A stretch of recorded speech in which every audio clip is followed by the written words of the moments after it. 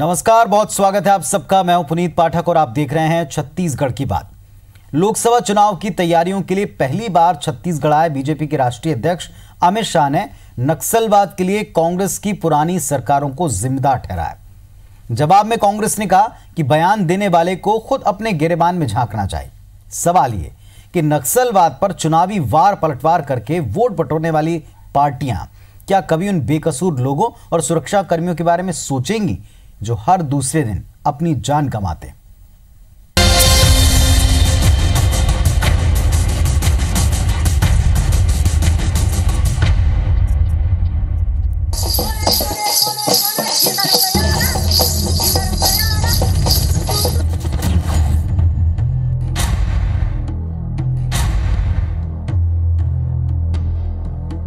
तो कांग्रेस आती है तो नक्सलवाद आता है, कांग्रेस जाती है तो नक्सलवाद जाता है।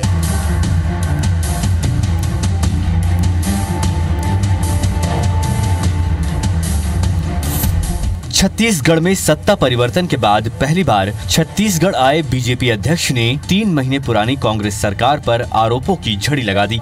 शाह ने देश में बंगाल से लेकर आंध्र प्रदेश तक फैले नक्सलवाद के लिए कांग्रेस की सरकारों को जिम्मेदार ठहराया। संयोग नहीं हो सकती। पश्चिम बंगाल में जब नक्सलवाद फैला, जन्मा, तब कांग्रेस की सरकार थी। आंध्र में नक्सलवाद बढ़ा, कांग्रेस की सरकार थी। आंध्र से घूमता घूमता छत्तीसगढ़ तक आया, कांग्रेस की सरकार थी।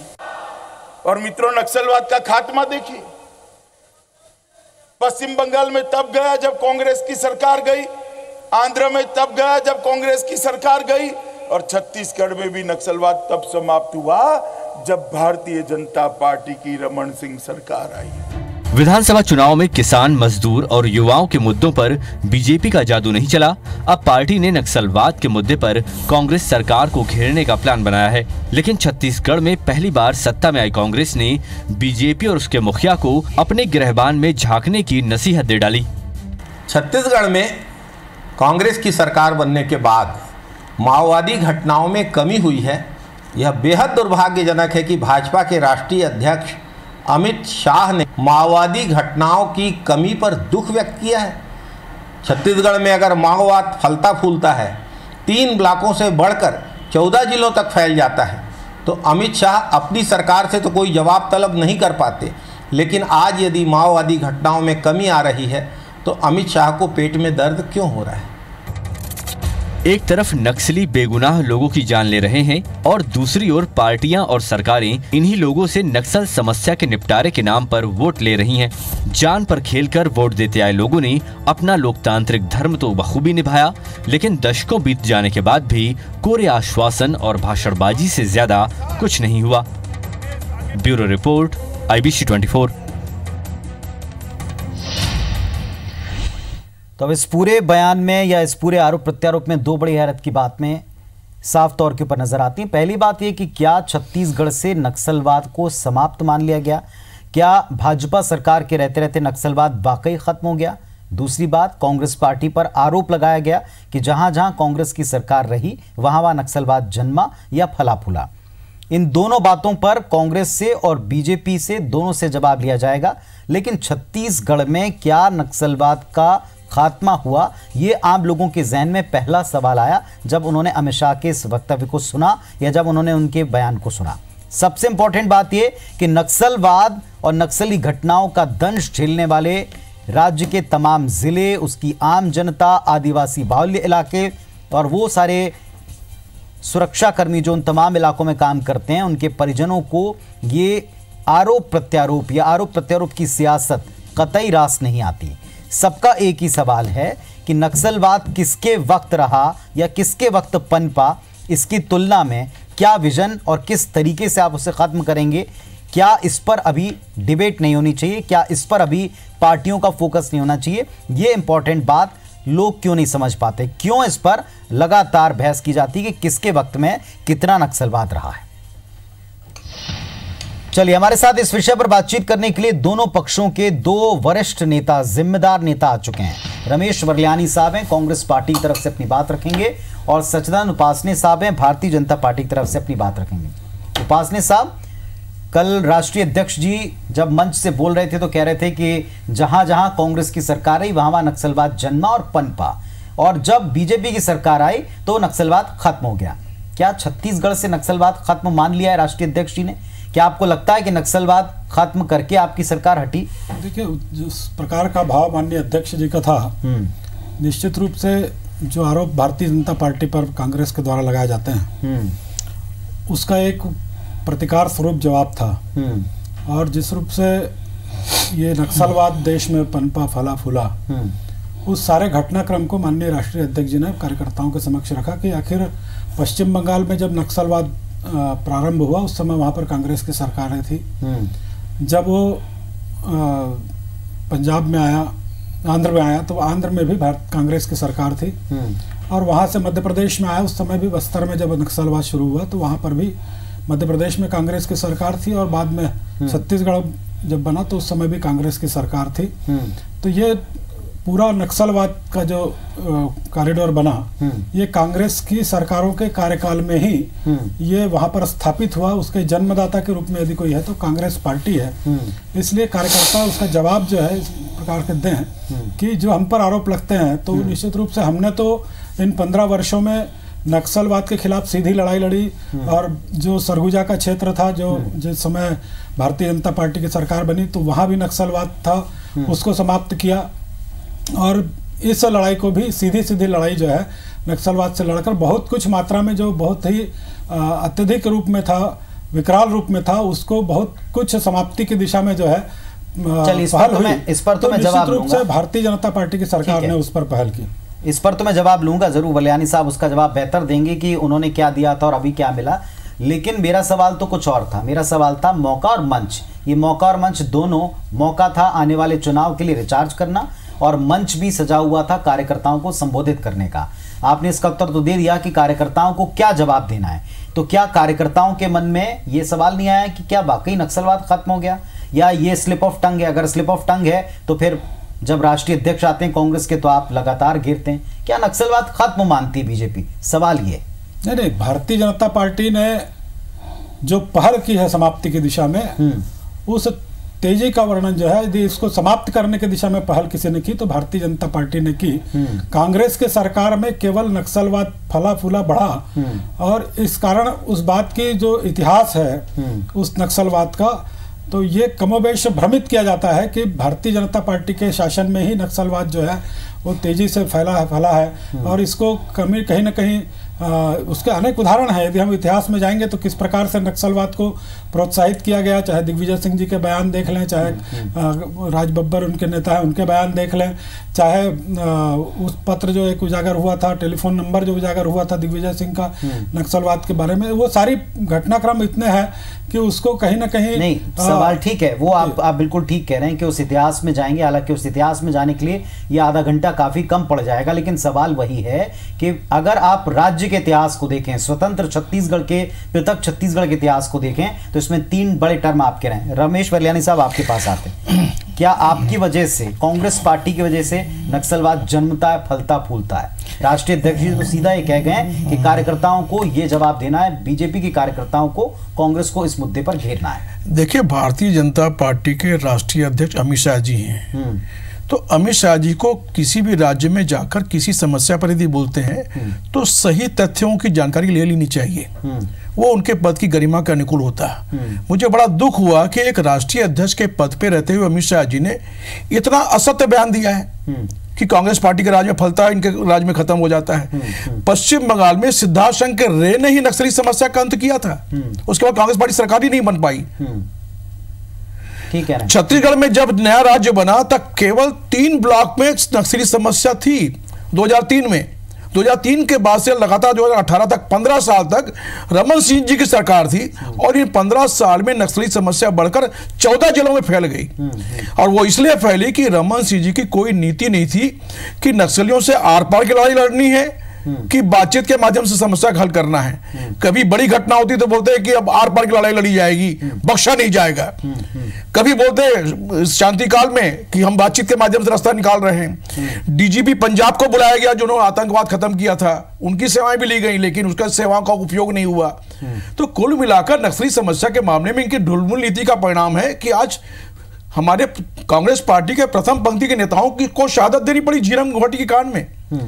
जिस पार्टी के नेताओं की शहादत हुई है उस पर अमित शाह जी आरोप लगाएं, ये तो बहुत शर्मनाक बात है।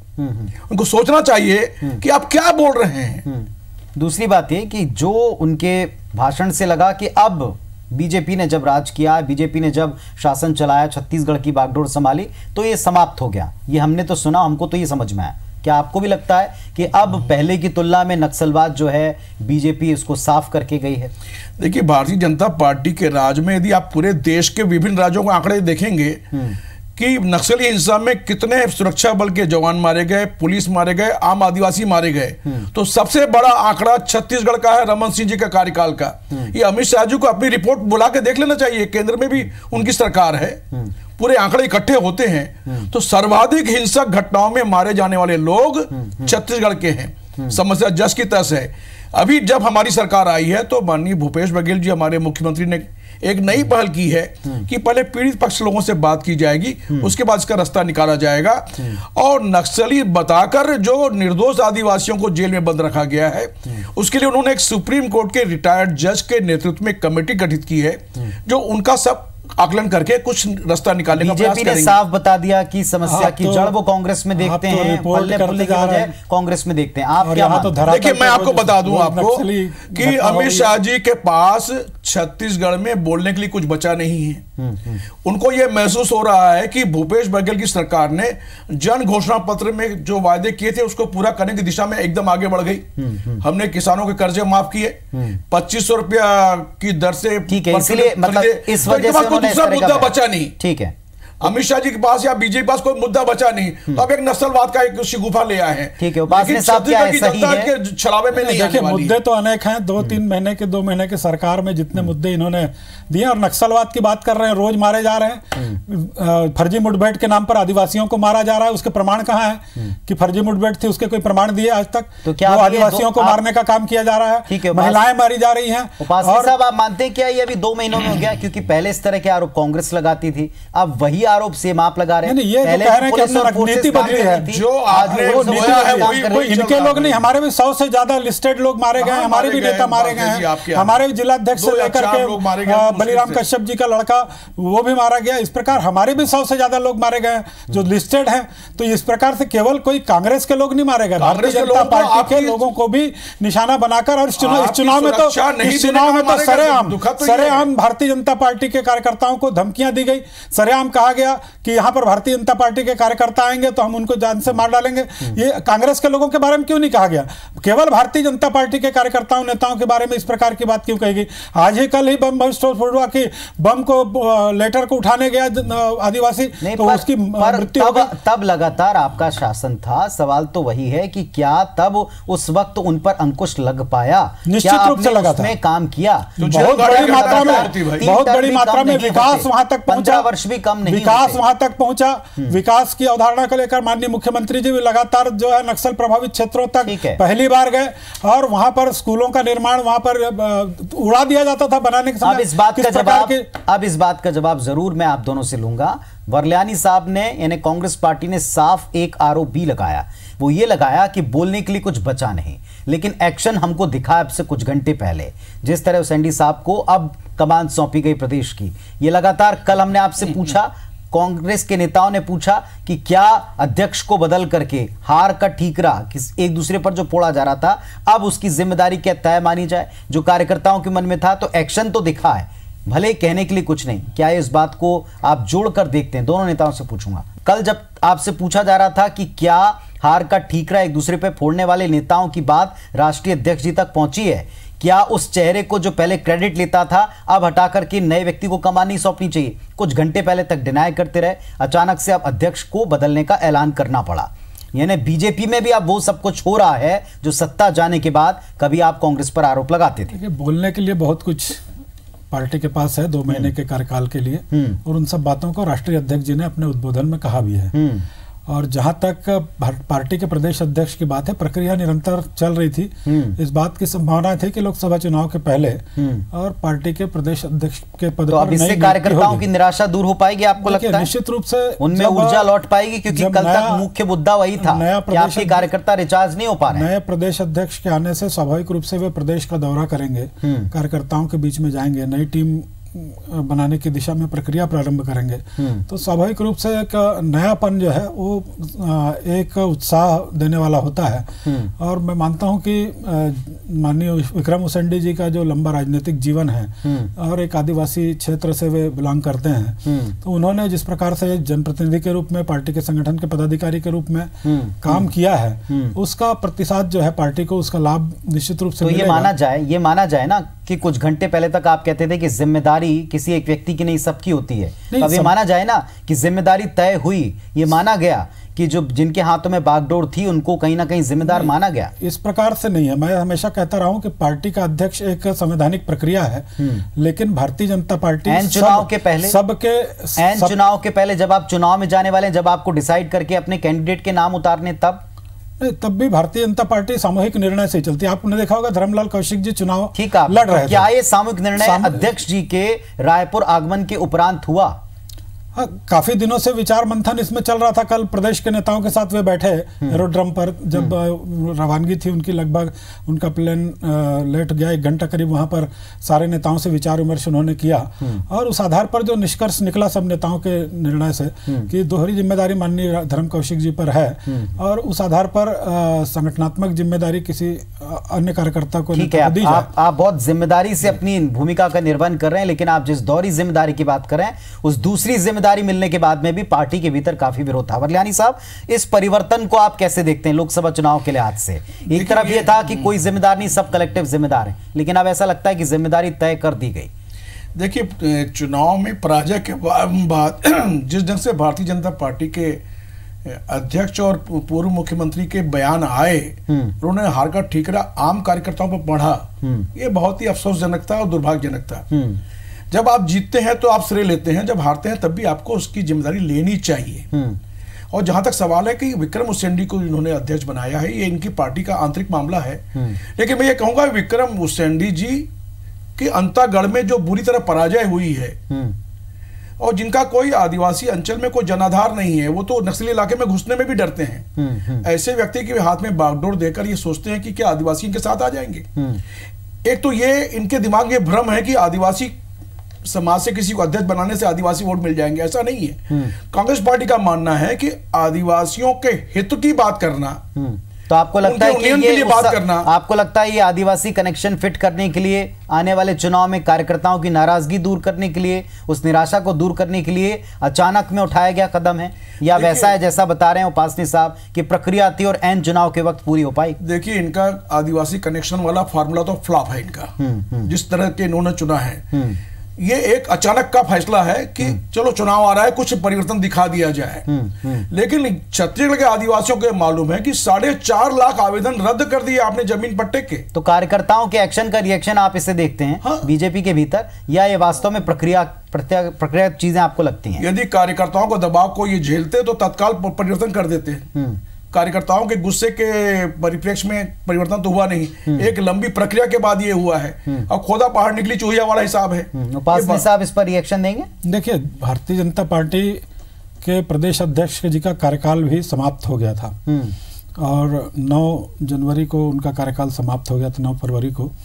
और उसके बाद नए अध्यक्ष की निश्चित रूप से, अगर तब बदलते तो ये आप मानते, क्लियर मैसेज जाता कि आपने हार के लिए किसको जिम्मेदार बताया। नहीं, हार वो किसकी चॉइस थे दूसरी जिम्मेदारी की, वो भी आपको प्रदेश सामूहिक नेतृत्व की जिम्मेदारी हार की। माननीय डॉक्टर रमन सिंह जी ने स्वयं अपनी जिम्मेदारी को स्वीकार किया कि भाई पूरी जिम्मेदारी मेरी है, और पूरी पार्टी ने मंथन किया उसमें कि क्या कारण थे, कौन कौन जिम्मेदार थे। सारी बातों का मंथन होने के बाद पार्टी का ये निर्णय जो है आदिवासी वोट कार्ड के तहत किया, जैसा आरोप लगाया जा रहा है। हमारे पहले भी नंद कुमार साय जी प्रदेश अध्यक्ष थे, शिव प्रताप सिंह जी अध्यक्ष थे, विष्णुदेव साय जी अध्यक्ष थे। तो आदिवासी तो हमारे यहाँ एक परंपरा, भारतीय जनता पार्टी में कांग्रेस तो अपने अध्यक्ष जीतने के बाद भी झगड़े के डर से अध्यक्ष नहीं बना पा रही है, लेकिन झगड़े के डर से प्रदेश अध्यक्ष मुख्यमंत्री के रूप में भी और प्रदेश अध्यक्ष के रूप में भी काम कर रहे हैं। ये चिंता इनको है कि किसी को अध्यक्ष बनाए तो पार्टी मारामारी हो जाएगी। तय था ना कि आपने विधानसभा चुनाव में भी मंत्री तक नहीं बना पा रहे हैं, एक मंत्री का पद खाली, उसके लिए भी इनका अभी तक के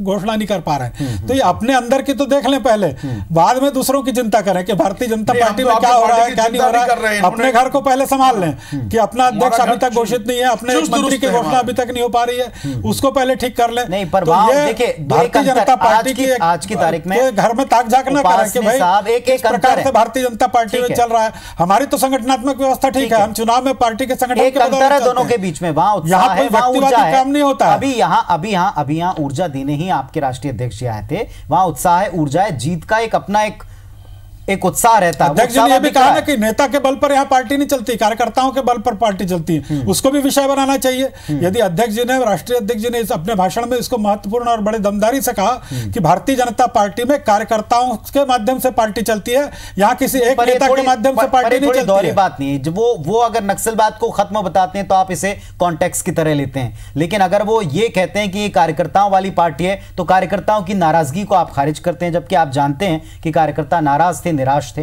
नहीं, नाराजगी नहीं, कार्यकर्ताओं की सुनवाई हम करते हैं, ये प्रजातांत्रिक तरीका है। हम कोई यहाँ पर किसी राहुल गांधी या सोनिया गांधी का दबाव हम लोग नहीं थोप देते हैं। यहाँ पर कार्यकर्ता क्या सोचता है, कार्यकर्ताओं ने मंथन किया, कार्यकर्ताओं ने जो बातें जमीनी स्तर पर मान लेना कि कार्यकर्ताओं की वजह से कदम उठ गया ये वाला। नहीं, कार्यकर्ताओं के बदौलत से नहीं उठा है, कार्यकर्ताओं ने अपने सुझाव, अपने सारी बातों को बताया है, लेकिन ये कार्यकाल खत्म हुआ, उनके ऊपर एक जिम्मेदारी आई, तो निश्चित रूप से हमने उस जिम्मेदारी को, उनको पूरी तरह से उस जिम्मेदारी का निर्वहन करें। दूसरी जिम्मेदारी, एक व्यक्ति दो जिम्मेदारी न संभाले और उनके कार्यकाल की समाप्ति के बाद सवाल थोड़े से उठेंगे उपासने साहब, आप भी जानते हैं मैं तो कहता हूं कि कांग्रेस क्यों नहीं प्रदेश अध्यक्ष की नियुक्ति कर रही है, इसको पता है पहले वरलानी जी, इसको पता है कि कांग्रेस प्रदेश अध्यक्ष की नियुक्ति क्यों नहीं कर रही है, क्यों मुख्यमंत्री और प्रदेश अध्यक्ष की नियुक्ति, दोनों जिम्मेदारियां, वो निश्चित रूप से संगठन में भारी मारपीट और भारी होने की संभावना है कांग्रेस पार्टी में है। नंद कुमार साय जी आपके प्रदेश अध्यक्ष थे, नंद कुमार साय जी ने संघर्ष किया कांग्रेस सरकार के खिलाफ में, लेकिन जब सत्ता देने का सवाल आया तो नंद कुमार साय को आपने दरकिनार कर दिया और रमन सिंह जी मुख्यमंत्री बन गए। तो आदिवासी की बात करें, गया था प्रदेश अध्यक्ष, आदिवासी समझते हैं और उनको प्रदेश अध्यक्ष बनाकर मुख्यमंत्री का प्रोजेक्ट किया था, फेंक देते, कोई झूठी बात तो किया नहीं। चलिए उपासने साहब, वरलानी साहब, आज का वक्त खत्म हो गया, लेकिन अब इस नई पारी के बारे में और क्या इसका असर होगा इसके बारे में जरूर जुड़ेंगे, चर्चा करेंगे। आज के लिए बहुत धन्यवाद, नमस्कार।